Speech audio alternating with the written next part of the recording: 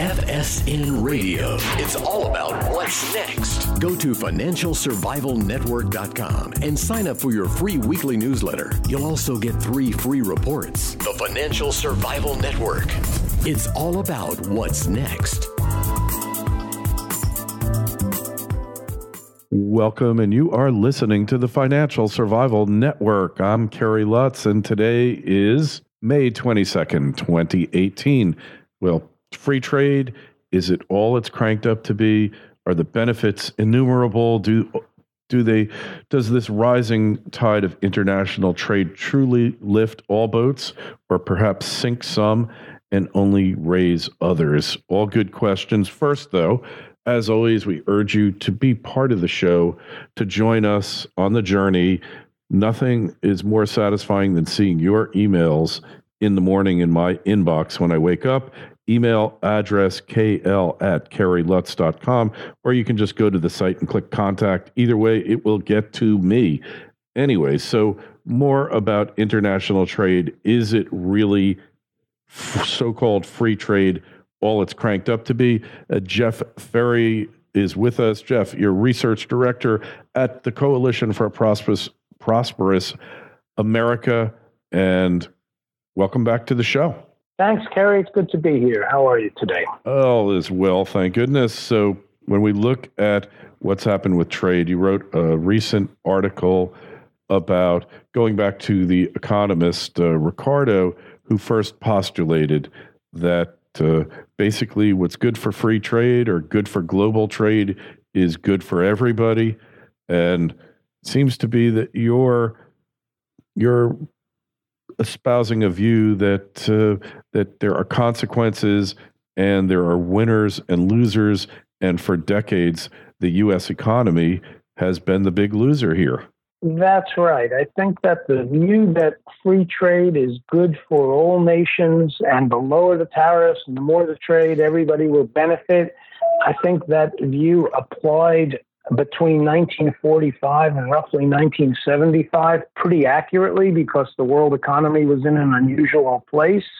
And I think for the last 40 years, we've seen that hasn't really applied, and things have got worse, particularly after 2000. And I think now it's pretty clear that when you've got a country like the United States running a huge trade deficit year after year, 42 consecutive years, trade can be bad for us. And trade where a lot of other countries are cheating, are basically violating the rules of free trade and subsidizing their own industries to seize large parts of the markets for manufactured goods, and these are important industries for us and for other countries, that puts us at a disadvantage. So instead of being win-win, it can be win-lose in many cases, and that's what we've experienced, particularly for the last 20 years.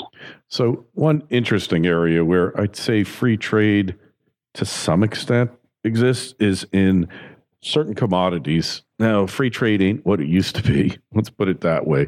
But if you look what's happening now with U.S. production of petroleum, natural gas, and the burgeoning export markets for it, do you think that free trade has worked there? Yeah, I think that free trade is good for us now that we're changing from a structural importer of petroleum and related products. We're roughly in balance right now, and I think that we're going to be an exporter in the next few years. And that's good for our petroleum industry, and it's good for consumers of petroleum in this country too. So, I'm not saying that free trade is always bad or always good. I'm saying it depends on the circumstance. And petroleum, having a booming oil industry is good for the petroleum industry and for the suppliers to that industry, which include a lot of manufactured products. But manufacturing as a whole in this country has seen its employment fall by some 25% since the year 2000. And in general, manufacturing pays good wages, it's good industries, they're growth industries, and it's that decline that has hit the U.S. economy pretty hard, and particularly in areas in the Midwest and the South, really in New England as well, in the western states, all over. We've got regions that have traditionally been dependent on manufacturing, and for them to lose those industries has been a severe blow. Yeah, absolutely. Well, on the other hand, though, some of the decline in manufacturing employment, Jeff, correct me if I'm wrong, is due to continued automation, AI, artificial intelligence, all of these things, robotization. That's really gutted a lot of manufacturing that is left in the U.S., hasn't it? I would say you've got to put that in perspective, and I don't really follow that school of thought, and particularly when you use the word gutted. An industry, automation shouldn't gut an industry. Automation should make an industry more productive and more profitable and more successful. So if you said to me, what's happened in automotive, I would say, yes, there's been a significant amount of automation, which has reduced the labor force you need in a car factory to produce a given number of automobiles. But if you looked at something like textiles, furniture, toys, all kinds of metal products, those industries have been gutted because of trade, not because of automation. I mean, yes, they're more automated than they were 20 years ago, and some economists use these figures to produce misleading results. They're more automated because the only companies that have been able to survive are more automated. But I think if you look at the manufacturing statistics as a whole, the Department of Commerce divides manufacturing into 19 sectors. 14 of those sectors have a lower output today than they did in the year 2000. So that's 3/4 of the sectors are seeing less production and less output. And the number one reason for that is trade. I mean, here's another way to look at it. Manufacturing after the Second World War employed about 20 million people. Every decade, we lost 1 million people from manufacturing, and that was due to automation, because automation's been going on, as you know, for something like 200 years. Mm-hmm. And automation takes people out while increasing production. So you're losing 5% of the workforce every decade. That's very reasonable, and the economy can accommodate that, and that's generating more wealth and income for the people left in the industry. So that's 5% every 10 years. In the year 2000, in the subsequent 10 years, we lost 30% of our manufacturing force. Now, you can't explain that by automation. You can't say there was some revolution in automation that happened between 2000 and 2010. What actually happened was what economists are increasingly referring to as the China shock, which is that China came on stream into world trade in a massive way, using subsidies and other strategies, an artificially low currency that enabled it to seize a large market share in the U.S. of U.S. products, and our imports shot up, and thousands. I think the number often quoted is 60,000 manufacturing establishments closed between 2000 and 2010. Yeah, so it's an interesting phenomena, and it's not just taking place here in the United States, happening all over the Eurozone, not so much in Asia because labor costs are so low there, and they have their own set of trade barriers to keep out the cheap Chinese goods and to favor developing domestic industries in places like Thailand and Vietnam and Malaysia. And you look at probably the third most developed economy, or fourth in Asia, would be South Korea, and they had their host of tariff and non-tariff barriers for U.S. goods and everyone else's as well. And now, thanks to Trump, those have been largely diluted and minimized. Yes, well, I think your basic point is right, that we shouldn't just look at China, that many countries, particularly Asian countries, but also Germany, have been running their economies in a form that I call export-led growth, which is to favor exports as a way to grow the economy, and also to hold spending down and to increase saving and divert those savings into investment and into exports. Now, what you have to understand, though, about many of the other countries like the Eurozone is they've had economic problems outside of Germany, particularly the southern periphery, from Portugal all the way across to Greece. All those countries have had problems, but Europe as a whole has been much more circumspect in allowing Asian imports into the European region, and that has limited to some extent the dislocation and the disruption that has been felt. So, China's surplus to the United States last year was $375 billion. their surplus with the entire world was about, I think the number's about $480 billion. So in other words, something like 75% of their surplus is accounted for by just U.S. trade.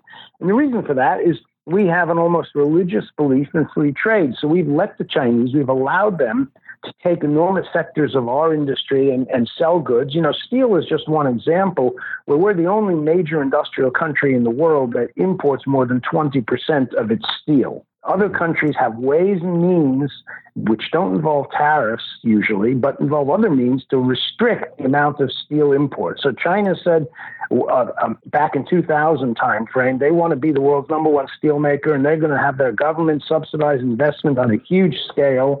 And that produced a huge oversupply of steel around the world. And most of that steel has found its way into the United States. Even if it's indirect, even if it's coming from Canada, let's say, the imports we get, Canada is exporting to the United States because they're getting steel from China. So it's a complicated situation, but it's one where I think a neo-religious belief in free trade has not served this country well.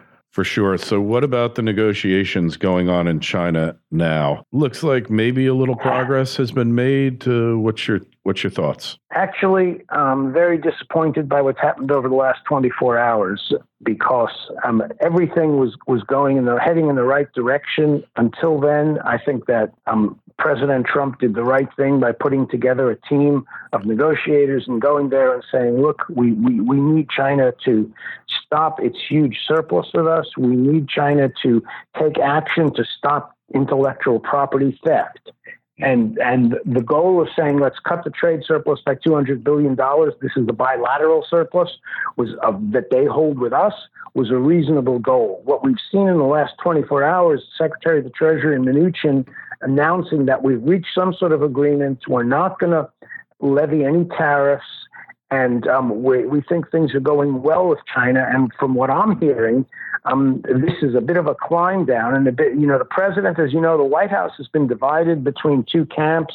You could call them trade hardliners, and I consider myself part of that camp, and globalists. And both teams are represented in that team that's in Beijing right now. And it seems like the president, at least for the moment, is siding with the globalists. And I think that's a dangerous route to go down. Yeah, well, one thing you know from President Trump is things are never quite as they appear to be. There could be a lot more going on behind the scenes, and probably is. And obviously, we're not privy to it. And also with Trump, it ain't over till it's over, right? Right. That's absolutely true. And I don't want to say that I'm making a firm judgment and saying that things are going badly. What I'm saying is I'm concerned because the noises coming out of Beijing and Washington and the White House over the last 24 hours are not as strong and as united as they were all of last week. Agreed. So you're right. There could be more to come down the pike, but it's important that the president hangs tough. Yeah, of course. So yeah, we'll just have to see what happens because all of these agreements. And I talked with your associate last week, and NAFTA, he seems to think they're going to stick with it for a little while and then eventually trash it. What's your take on it? You mean we're going to walk out of the NAFTA agreement? Yeah. That's definitely a possibility. I guess I'm a bit more of a negotiator type of guy by instinct, and I tend to think that the team negotiating NAFTA, which is, as far as I can see, highly unified, are going to extract a better deal out of Mexico and Canada. And that's going to help our automotive industry, which is the main concern, or there are many concerns in NAFTA, but that's one of the important ones, is to get some stronger rules of origin content, which allow more American content to be required for an item to be considered a NAFTA product. Absolutely. And they've been playing this scam here. You know it. I know it for years. The Canadians and Mexicans becoming backdoor transship points for Chinese auto parts. Basically, that's all they've become. So when you look at this and you say, there's definitely more here than meets the eye as well. And the U.S. has a lot more leverage over this group of trading partners, perhaps, than over China, don't they? Yes, absolutely. I mean, we are 80% of the GDP of the three countries in NAFTA, and they all want to sell in the United States, and their governments don't have the same control over their own population that the Chinese government does. So yes, exactly. We are in a stronger position. Exactly. So you optimistic as far as an accommodation being achieved for NAFTA? Yes, I would say on balance, I'm optimistic that the administration gets a deal on NAFTA. I don't know when. There was some talk about getting it this month in order to have Congress vote on it this year. It may be that deal happens in the summer and gets voted on early next year by Congress. Mm-hmm. But I'm cautiously optimistic that we'll get a deal and it'll be a good deal for American industry. Yeah, well, really, the Canadians and the Mexicans, they need us a heck of a lot more than we need them. But you don't really want to just economically abuse your neighbors. You want to come up with a fair and equitable means of managing the trading relationship, right? Right. I agree. And I think it's not, when I say it can be win-lose, I mean, that's true, but that doesn't mean that you can't find a way to negotiate a solution which in the long run benefits everybody.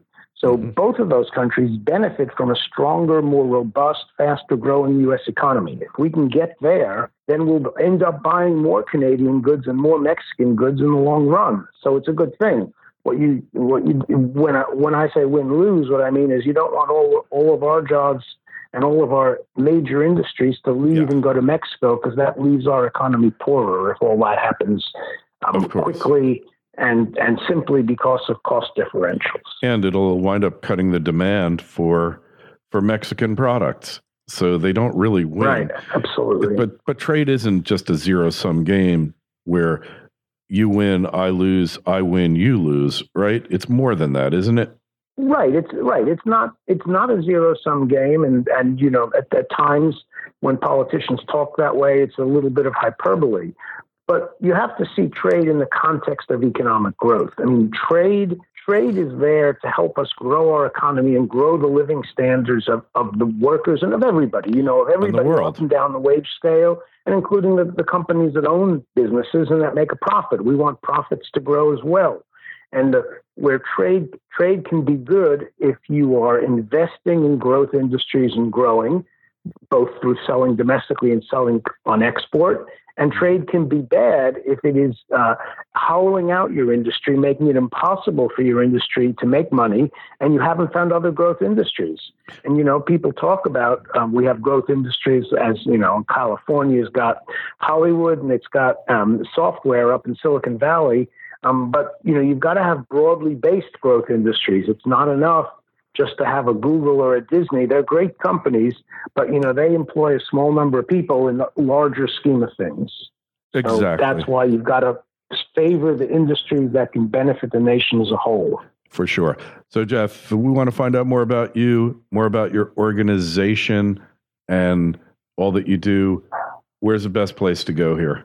Yes, absolutely. Go to our website. It's called prosperousamerica.org. We are a coalition. We're pretty unusual in Washington in that we unite manufacturers, labor unions, farmers, and ranchers, and we're bipartisan. We've got Democrats and Republicans in our organization, and we're all focused on improving the trade deficit and improving U.S. trading relationships as a way to help rebuild manufacturing, rebuild the agricultural sector, and raise U.S. living standards to get us back on the sort of growth path that those of us who are older can remember from the 1960s and that sort of era when the U.S. had a lot of growth industries.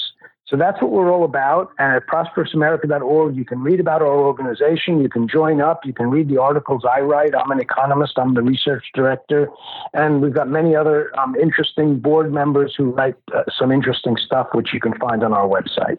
All right. Sounds really great. We appreciate you coming on the show, and always great to have you on. As I said before, any questions or comments, anything else, Email me at kl@kerrylutz.com, Twitter feed at Kerry Lutz, and the Facebook page is Financial Survival Network. Please visit the site, financialsurvivalnetwork.com. Sign up for our free newsletter. Got one going out tomorrow. Jeff, always great to have you on, and keep writing. We'll talk to you again real soon. Thanks, Kerry. Great to talk to you. Take care. FSN Radio. It's all about what's next. Go to financialsurvivalnetwork.com and sign up for your free weekly newsletter. You'll also get 3 free reports. The Financial Survival Network. It's all about what's next.